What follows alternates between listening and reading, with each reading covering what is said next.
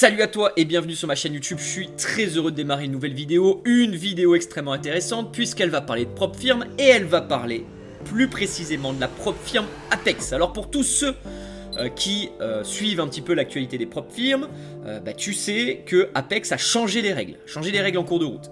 Apex est une des premières propres firmes avec le plus de clients du monde, et elle a décidé, il y a 2 semaines, 3 semaines, un mois, de changer les règles parce qu'il y a quelques petits plaisantins, quelques traders un petit peu agressifs qui sont venus tout simplement mettre en péril leur modèle économique en ne respectant pas des règles normales de trading, et du coup ils ont sévi, ils ont dit ok, allez on arrête, on met en place des règles et on veut des traders, enfin en tout cas c'est ce qu'ils se disent, on veut des traders réguliers, rentables, professionnels, et on veut plus de gamblers, etc., etc. Donc cette vidéo, elle est extrêmement intéressante puisqu'elle va te montrer, elle va t'expliquer l'application de ces règles. Puisque ces règles, il y en a eu plein. Je t'ai d'ailleurs fait une petite vidéo, je te la mets là, ici en lien, qui te rappelle un petit peu les changements. Mais là, ça s'est un petit peu plus précisé depuis 2-3 jours. Là, il y a tout qui a été bien cadré. Et c'est très intéressant. Et donc, cette vidéo, elle aura pour but de mettre en avant tout ça, pour te donner les bonnes explications, pour que tu puisses, toi aussi, améliorer ton trading et bien le faire coller avec les exigences d'Apex. En sachant que, je te rappelle, que Apex... aujourd'hui, a beaucoup de traders qui tradent avec eux. Aujourd'hui est certainement la propre firme la moins chère du marché. Et Apex aujourd'hui te permet de trader avec des sommes totalement colossales, plusieurs millions d'euros pratiquement. Donc c'est normal qu'aujourd'hui Apex décide de renforcer un petit peu leurs règles. Voilà, que ça plaise ou non, c'est leur manière de faire et ça il faut le respecter. Et l'important c'est que ce soit clair et qu'ils l'écrivent. Et donc si Apex décide de mettre en place ces règles, qu'ils les appliquent, c'est très bien. C'est leur business, c'est leur manière de voir les choses, il faut le respecter. Donc je sais que lorsque j'avais fait cette vidéo, une vidéo précédente, et pas mal de personnes, quelques personnes, une minorité évidemment, mais qui me disaient non c'est pas normal, Apex c'est des voleurs, ils changent les règles en cours de route. Ok, Apex est également une propre firme récente, ils ont mis en place un système, ils ont jusqu'à présent tout payé, ils ont jamais dérogé à aux paiements sur lesquels ils étaient engagés, sauf que maintenant ils ont décidé, voilà, ok, tous les nouveaux contrats, maintenant il y a des règles supplémentaires. Donc elles sont les suivantes, il faut les respecter et on va les voir ensemble. Ce qui va être intéressant du coup dans cette vidéo, c'est que j'ai mon premier exemple au sein de la communauté, parce que tu sais que j'ai une communauté de traders que je forme au quotidien et que évidemment ces traders font des paiements réguliers et depuis ce fameux changement de règles, je n'avais eu aucun trader qui finalement a eu une problématique de paiement et j'ai eu ma première remontée d'Apex. Et donc c'est ce qui va être super intéressant, c'est justement de comprendre pourquoi Apex a refusé de payer mon apprenant. Et donc, c'est ce qu'on va voir maintenant. Let's go, on y va. Je vais commencer par te montrer le mail, tout simplement pour te montrer que ce que je dis est réel et basé sur des faits. Et donc, j'ai caché le nom de mon élève, par respect pour lui. Et voilà, il a reçu ce mail ici. Hi, congratulations on your pay account. Donc, c'est son account Apex. Il a fait une demande de paiement de l'ordre de 2000 ou 2500 dollars de mémoire. Et puis derrière, Apex la retourne en disant nous avons reçu votre demande de paiement, but unfortunately, excusez-moi pour mon anglais, donc malheureusement, after review, we are not able to approve the request at this time. Your payout was denied for the following reason: 30% rules, windfall, gamble. Donc, je vais t'expliquer tout à l'heure les règles d'Apex, les principales, et là, notre apprenant a été refusé parce qu'il n'a pas respecté cette règle-là, la 30% rules, windfall and gamble. Alors, avant de rentrer dans le détail de cette règle qui n'a pas été autorisée, je tiens à t'expliquer le fonctionnement d'Apex aujourd'hui, comment ça fonctionne maintenant quand ils font des refus de paiement comme ça. Alors déjà, il ne faut pas paniquer, notre apprenant a toujours l'argent sur son compte. C'est-à-dire que son compte financé, il a toujours son argent qui est prêt à être encaissé, sauf que sur cette demande de paiement, ça n'a pas été validé parce qu'ils ont jugé que son comportement n'a pas été professionnel. Alors, je vais aller directement dans le détail de cette règle. En gros, ce qu'il a fait, Il faut savoir que chez Apex, il faut qu'il y ait un minimum de 10 jours pour pouvoir obtenir un paiement.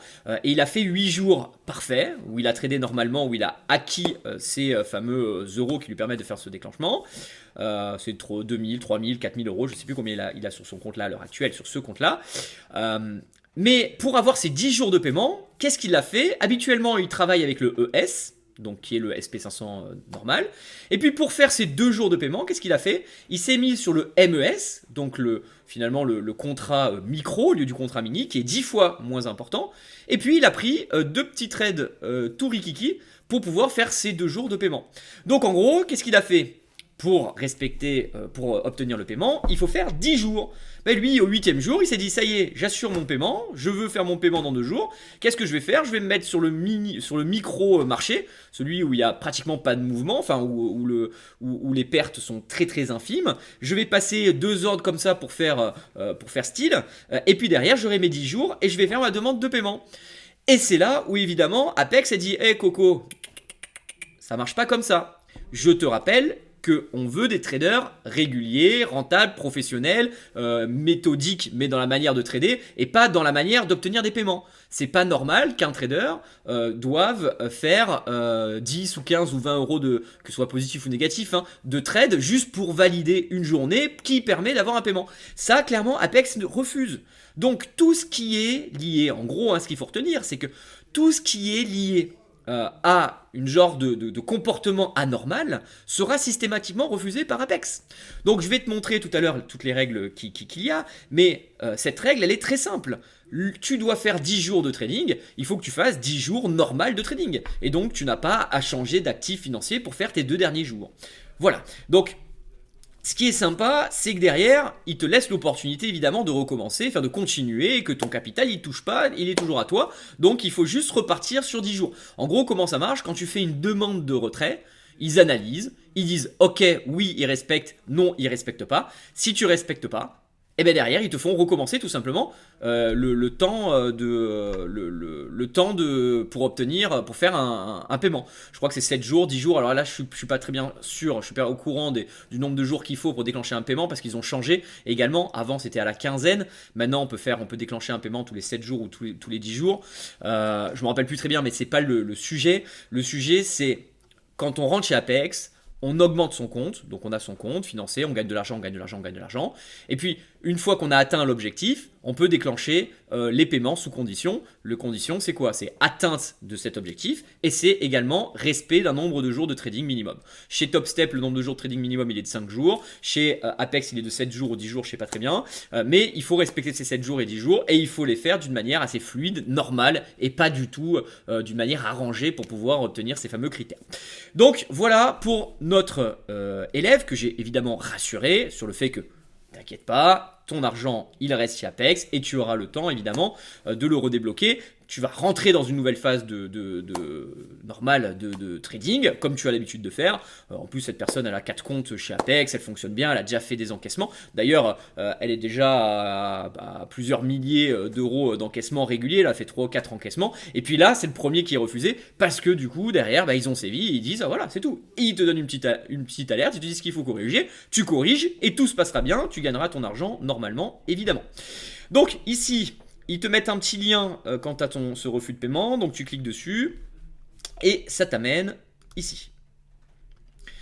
Là, c'est toutes les règles de conformité qu'il faut respecter chez Apex. La première, c'est c'est la fameuse DCA, prévision périodique des coûts en dollars. Alors, la règle DCA, elle est elle n'est pas évidente à comprendre pour ceux qui sont novices dans le métier, mais en gros, la règle de DCA, c'est quoi? C'est j'achète à un prix, ça descend, je rachète encore à un autre prix, ça descend, je rachète encore à un troisième prix, ça descend, et je fais que ça jusqu'au moment où ça passe. Et en fait, au bout d'un moment, évidemment, le trading c'est binaire, au bout d'un moment, à force d'acheter, au bout d'un moment ça remonte et tu vas gagner sur un des trades. Ça c'est interdit, et on va faire le détail tout à l'heure, je vais te montrer comment ça marche, mais en gros ce qu'ils disent, c'est que le DCA tu peux le faire 2 fois. C'est-à-dire qu'en fait, en gros, tu fais ton achat, si tu as une autre opportunité de racheter un petit peu plus bas, par exemple sur un support, etc., là tu peux le faire. Là, tu peux le faire, mais faut pas que tu en abuses. En gros, ce qu'ils vont t'expliquer, c'est que Si tu fais ça chaque fois tous les jours et que c'est à partir du quatrième que tu gagnes de l'argent, ça ne marchera pas. Ils te paieront pas. Donc le DCA, ils sont méfiants parce qu'il y a beaucoup de personnes qui l'utilisent et qui font des scénarios un petit peu mathématiques, mais qui sont contre la propre firme et non pas contre le marché. C'est assez différent. Et donc le DCA, il y a des restrictions maintenant. Donc voilà. Moi-même, je fais une forme de DCA qui est une forme de DCA intelligente où en général sur mes séances, je suis capable de prendre jusqu'à 3 stop loss. Mais en réalité, je le fais d'une manière intelligente et souvent sur des niveaux connus, très souvent d'ailleurs, la plupart du temps sur des niveaux connus, qui changent un petit peu la donne. Mais tu vois, le fait d'avoir ce petit article me fait un petit peu changer légèrement ma stratégie. Avant, j'étais capable d'accepter 3 stop loss. Bah là, je suis en train de me préparer à prendre, on va dire, des stop loss un petit peu plus larges et faire 2 stop loss. Mais ça, c'est technique, c'est très, ça change rien du tout sur ma manière de trader. C'est un petit réglage de rien du tout parce que j'ai pas envie de me retrouver en porte-à-faux avec top step. Mais sinon, sur toutes les autres règles, évidemment, il n'y a aucun souci là-dessus. Mauvaise gestion du risque et stratégie interdite. Je vais te montrer un peu comment c'est fait. Mais en gros, tu vois, toutes ces règles-là, elles sont toutes expliquées. Donc, rupture maximale de contrat, norme de probation non respectée, trading par tranche, couverture, trading erratique, incohérence de la taille des contrats, trading de robots automatiques. Souvent, on me pose la question, si j'ai des robots, est-ce que je peux faire Apex? Non. Et toutes les propres firmes, elles vont vous recadrer, hein, elles vont vous recaler. Donc, n'allez pas sur les propres firmes quand vous faites des robots parce que derrière, vous ne serez pas payé, quoi. Vous allez perdre du temps, de l'argent. Adresse IP MAC partagée, ça c'est pareil. Si vous faites des trafics avec des... je sais qu'il y en a qui font des choses un petit peu bizarres, des trafics. Non, il faut vraiment vous dire que quand tu es sur une propre firme, c'est ton nom, quoi. Et eux, ils ont une responsabilité, ils te payent toi. Tu peux pas changer d'adresse IP, mettre ici, ils vont te griller, ça va pas marcher. Mettre le compte de ton enfant ou le compte de ci, voilà. C'est Magouille et compagnie, tout ça, ils vont te refuser. Donc, soyez clair, quoi. Soyez assez, on va dire, intelligent pour comprendre que là, c'est un vrai business qui est en jeu, c'est de l'argent qui est en jeu. Vous êtes trader rentable, vous êtes bon. Derrière, vous pouvez gagner beaucoup d'argent, ok. Mais derrière, il y a des règles à respecter et il faut les accepter. Et si vous les acceptez pas, vous travaillez avec une autre propre firme. Mais vous aurez toujours cette même problématique au final parce que Apex reste quand même une propre firme extrêmement sérieuse. Top Step, peut-être un petit peu plus laxiste sur ces règles en effet, mais Top Step plus cher. Voilà, donc moi de toute façon je suis Top Step et Apex, j'ai pas de préférence, je préfère au départ Top Step, mais je travaille un peu plus avec Apex parce qu'Apex te permet d'avoir beaucoup plus de comptes, puisqu'aujourd'hui tu peux trader avec 20 comptes en même temps chez Apex, alors que chez Top Step tu étais limité à 3 et maintenant tu montes à 5. Donc ça c'est une bonne nouvelle aussi, chez Top Step on peut monter à 5 comptes en simultané. Donc voilà, les uns s'imprègnent des autres et puis voilà, c'est 2 propres firmes en tout cas de bonne qualité. Je continue, donc solde minimum non atteint, ça c'est classique, et puis il y a la fameuse règle des 30% aubaine et jeu de hasard, donc gambling c'est je fais n'importe quoi, etc. Donc en gros, là, ce qui nous a porté préjudice, donc pour le membre, c'est la règle des 30%. Donc je clique dessus. C'est aubaine, hein, c'est pas la règle des 30%, c'est aubaine. Et ici, quand on clique dessus, tu vas retrouver toutes les règles de cohérence d'Apex. Tu as une petite vidéo aussi, mais elle est en anglais. Mais tu as tout qui est en plus traduit par ton traducteur. Là, si tu mets en traduction. Donc tu as tout qui est expliqué. Tu vois, tu as juste à bien lire et à respecter ces règles et tout va bien se passer pour toi. Donc en gros, là il t'explique que c'est important pour eux d'avoir des traders de qualité, des traders avec des stratégies, etc. Et donc voilà les règles en gros, quelles sont-elles? Donc la gestion des risques, bon ils te disent déjà que tout bon trader doit avoir un stop loss, ce qui est logique. Quand tu fais du trading, tu rentres en position, tu dois mettre ton stop loss. Alors évidemment, moi je le mets pas immédiatement, je le mets dans la seconde qui suit, parce que quand je rentre, j'appuie sur acheter. Donc j'appuie sur mon bouton, je rentre dans le marché, et puis le stop loss je le mets immédiatement, mais je le mets dans les 3-4 secondes. Là l'idée, ils se disent que si tu mets pas le stop loss, on va dire rapidement, c'est pas normal. Toi, ton stop loss, il doit pas être dans ta tête. Imagine, il y a une news de marché qui descend. Qu'est-ce que tu fais, quoi? Tu te fais sortir et puis tu perds de l'argent. T'es pas maîtrisé. Stop loss mental, franchement, ça n'existe pas. N'importe quel trader professionnel a un stop loss, il le met et c'est obligatoire dès que tu rentres en position. Donc tout ça, évidemment, c'est interdit, il faut que tu le mettes. Eux, ils te disent que sur le requis, ce qui est requis, il faut que gestion doit être mise en place, adaptée au risque. Donc sachez que vous sortirez si vous vous trompez. Donc ça, voilà, ça c'est super important. C'est le fameux ratio gain-risque de 3 à 4 qui est interdit. Alors attention, ce fameux ratio 3-4 pour 1, il est inversé. Parce que moi, j'adore justement des ratios de 2, 3, 4, c'est mes préférés. Ça veut dire quoi, ratio de 2, 3, 4? Ça veut dire je prends un risque de 100, je peux gagner 300, 400 dollars. Ça, c'est la logique, c'est normal. Je prends un risque, j'essaie de gagner beaucoup plus que mon risque. Ce qu'interdit Apex, ils interdisent les personnes qui ont des objectifs à 100 dollars et qui risquent 300 dollars ou 400 dollars. Et c'est tout simplement logique. Tous les traders qui vous disent bah, je comprends pas cette règle, je gagne 95% du temps, 99% du temps, parce que c'est ce que ces personnes vont te dire oui mais moi si je gagne 99% du temps, ben, je peux risquer 300 pour gagner 100, et évidemment je vais être rentable. Oui évidemment tu vas être rentable, mais tous les traders savent que tu ne peux pas gagner 99% du temps, c'est impossible. Clairement c'est impossible parce que le marché est trop irrationnel pour ça. Donc avoir une stratégie qui te dit je mets en danger 300 dollars pour gagner 100 dollars est une mauvaise stratégie, clairement. Et si un trader te dit l'inverse, vraiment c'est pas un bon trader, c'est pas un vrai trader. Donc cette manière de faire est totalement interdite. Donc c'est clairement dit, si tu risques 300 dollars pour gagner 100 dollars, ben ça ne fonctionne pas, on te paiera pas. Ensuite, les arrêts mentaux, donc ça c'est pareil, c'est ce que je disais tout à l'heure, on fait pas de stop loss mental, un stop loss on le met sur le marché et c'est parti. Alors, qu'est-ce qu'il y a d'intéressant encore ? Bon là en plus il vous donne des exemples, c'est ça qui est vraiment cool, c'est qu'il te donne des exemples d'objectifs de profit, combien de risques que tu peux avoir, ce qui est cohérent, etc. Moi je trouve qu'ils ont fait vraiment un bon travail d'explication et tout est assez clair, en tout cas pour savoir à quelle sauce tu vas être mangé. Donc le DCA, tu vois, tout est expliqué ici. Bah, on t'explique tout simplement, on te donne même des cas, on te dit ce qui est autorisé, ce qui n'est pas autorisé. On te dit que si tu as pris un achat et que tu reprends un achat un peu plus bas, sur un niveau connu, il n'y aura aucun problème parce que ça fait partie d'une stratégie normale. Voilà, il te donne d'ailleurs l'exemple de stratégie de scénario DCA qui est autorisé. Tout est expliqué ici.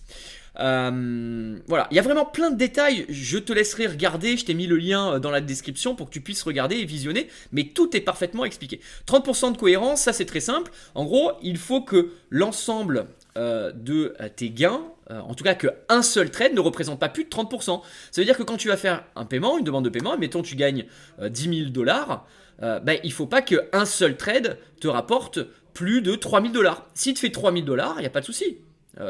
C'est nickel. Par contre, si par exemple tu fais un paiement de 2000 dollars et que sur un paiement de 2000 dollars, tu as un trade à 1000 dollars, un trade il fait 50% de ta performance. Ça veut pas dire qu'ils vont pas te payer, ça veut juste dire qu'ils vont te demander de faire un petit peu plus pour pouvoir faire en sorte que ce trade-là fasse pas plus de 30%. Ce qui est totalement normal. Ça prouvera que ce trade-là n'était pas un trade chanceux, que ce trade-là était un trade d'une bonne position qui a bien fonctionné et qui est parti dans l'espace parce que derrière le marché t'a aidé quoi. Mais d'une manière récurrente, si tu es un bon trader, tu arriveras très facilement à avoir 70% restant sur ta demande de payout. Donc si ça passe pas, tu feras une autre demande de paiement et tu auras rajouté des trades gagnants qui te permettra de respecter cette règle et il n'y aura aucun problème. L'automatisation, donc je le disais tout à l'heure, tu vois les robots d'IA, etc. Donc le trading haute fréquence, tout ça c'est interdit, ça ne fonctionne pas. Et puis voilà, tout est expliqué ici. Donc tu as juste à te référer à ce règlement, bien le lire, et puis adapter évidemment ta stratégie à ces règles-là. Au niveau de la stratégie d'objectif trading, donc je forme mes traders, les traders qui sont membres de mon accompagnement illimité, ils ont l'habitude de trader avec une stratégie qui est assez simple et qui respecte toutes ces règles-là, évidemment. Et d'ailleurs, les règles que j'impose à mes apprenants sont extrêmement dures, parce que je suis assez dur avec mes apprenants justement pour apprendre le vrai métier, le métier de trader. Et c'est un métier évidemment qui s'apprend avec du temps et qui nécessite beaucoup de rigueur. Et c'est pour ça que derrière, moi je suis content de voir que Apex finalement durcit les règles, parce que ça permet finalement de faire un certain tri. Voilà, tout simplement. C'était mon petit coup de gueule. Alors vous savez, je sais que je suis un petit peu sévère avec certains peut-être d'entre vous qui utilisent ce type de méthode, mais j'encourage les apprenants en tout cas qui me regardent, et j'encourage aussi toutes les personnes qui se lancent dans le trading. J'essaie de t'expliquer que le trading est un vrai métier, que ça prend du temps, qu'il faut que tu te formes avec un vrai trader, parce que ça c'est important également, avec une vraie notion de marché, une vraie compréhension du marché, et que finalement ce que tu vois là à l'écran des fameuses règles de trading sont des règles qui sont vraiment, je te le dis, qui sont vraiment bien plus cool que des règles que tu vas avoir en salle des marchés, dans une salle de marché professionnelle et institutionnelle.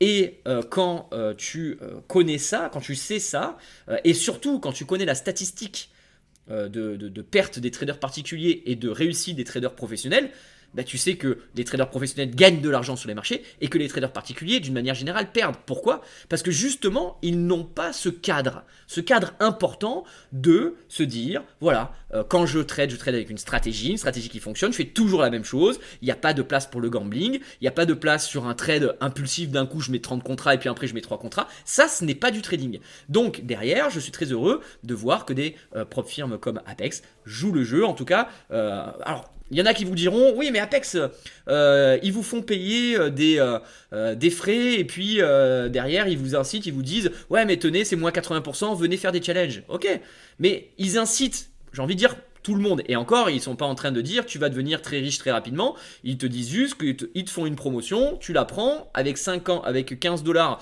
tu peux avoir un compte à 50 000, 100 000, 200 000 en fonction des promotions. Ils te disent juste que chez eux, en effet, tu peux avoir des gros comptes très facilement. Et d'ailleurs, ils te montrent que les challenges, tu peux les faire très rapidement. Parce qu'en fait, tu as des one day to pass. Ça veut dire quoi, one day to pass? Ça veut dire qu'en une journée, tu peux avoir un compte financé de 50 000 dollars, voire de 250 000 dollars. Donc Apex, ils sont cool. C'est la seule prop firme qui te permet d'avoir beaucoup de comptes très rapidement et en étant très peu exigeant. Alors il y en a qui vont vous dire, ouais mais c'est pas normal. Ils te font espérer, une fois que tu es financé, ils te payent pas. Non, en fait, il faut vraiment le voir d'une manière différente. Il faut que tu te dises, d'abord de ton côté, il faut que tu te formes, il faut que tu apprennes le trading, le vrai trading, le trading régulier, etc. En compte de démonstration, faire toujours la même chose et gagner toujours des sommes régulières. Et une fois que tu as fait ça, tu commences avec Apex, tu fais ton challenge en une journée ou deux. Franchement, les challenges Apex, je te les passe en 2 heures. C'est pas compliqué. Je veux dire, c'est assez binaire. Je veux dire, quand on connaît le trading, on sait très bien qu'avoir des comptes chez Apex, c'est simple. Par contre, être payé chez Apex, et c'est le message que je veux te donner dans cette vidéo, c'est dur d'être payé chez Apex. En fait, c'est pas que c'est dur, c'est qu'il faut être un vrai trader. Il faut être un trader pour être payé chez Apex, ou en tout cas d'être payé d'une manière régulière. Sinon, tu vas avoir de temps en temps un paiement, et puis après, tu vas recommencer à chaque fois. Donc, c'est ce qu'il faut que tu retiennes, et je trouve en tout cas que ça va dans le bon sens, ça va dans le sens d'un trading raisonnable. Voilà, comme ils aiment si bien le dire. J'espère que cette vidéo t'a plu. Allez, je te laisse partager ton avis en zone commentaire, on peut continuer notre débat. Si tu as des choses à dire sur ce que je viens d'expliquer, tu vois, j'essaie de t'apporter aussi des preuves, j'essaie de t'apporter quand même des choses assez concrètes pour te montrer que malgré tout, en tout cas aujourd'hui, Apex reste une propre firme loyale. Peut-être que l'avenir nous dira autre chose, peut-être que l'avenir nous dira l'inverse, peut-être que je me trompe sur ce que je te dis.